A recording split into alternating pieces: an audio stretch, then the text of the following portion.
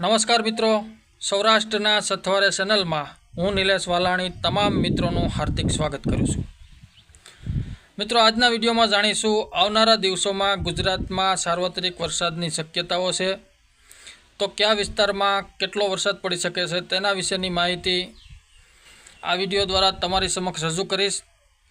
તો તે પહેલાં તમામ મિત્રોને વિનંતી કે વિડીયોને લાઇક કરી દેજો, તેમજ તમારા અન્ય ગ્રુપમાં શેર કરજો અને ચેનલને સબસ્ક્રાઈબ કરેલી ના હોય તો ચેનલને સબસ્ક્રાઈબ કરી લેજો।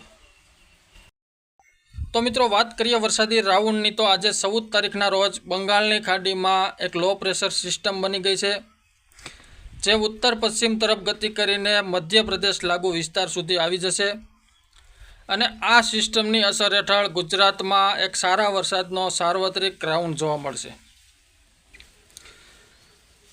આ સિસ્ટમની અસર ક્યારથી શરૂ થશે તેની વાત કરીએ તો 15 તારીખે બપોર બાદથી ઉત્તર પૂર્વ ગુજરાત અને દક્ષિણ ગુજરાતના ભાગોમાંથી વરસાદની શરૂઆત જોવા મળશે।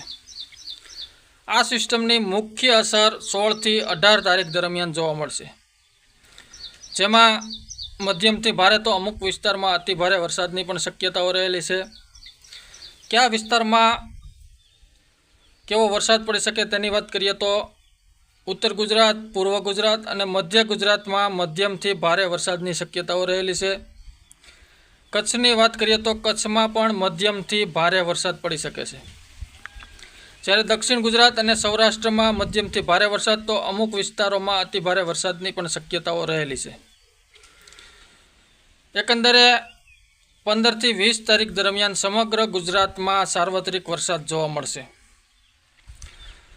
ત્યારબાદ આગોતરું એંધાણ જોઈએ તો 19 તારીખે ફરી એક બંગાળની ખાડીમાં સિસ્ટમ બની શકે છે અને આ સિસ્ટમ પણ ઉત્તર પશ્ચિમ તરફ ગતિ કરશે અને ગુજરાતને અસર કરતા રહી શકે છે, પરંતુ કયા વિસ્તારમાં કેટલો વરસાદ પડશે અને આ સિસ્ટમ ગુજરાતને કેટલો લાભ આપી શકે છે તેના વિશેની માહિતી આવનારા વિડીયોમાં આપવામાં આવશે।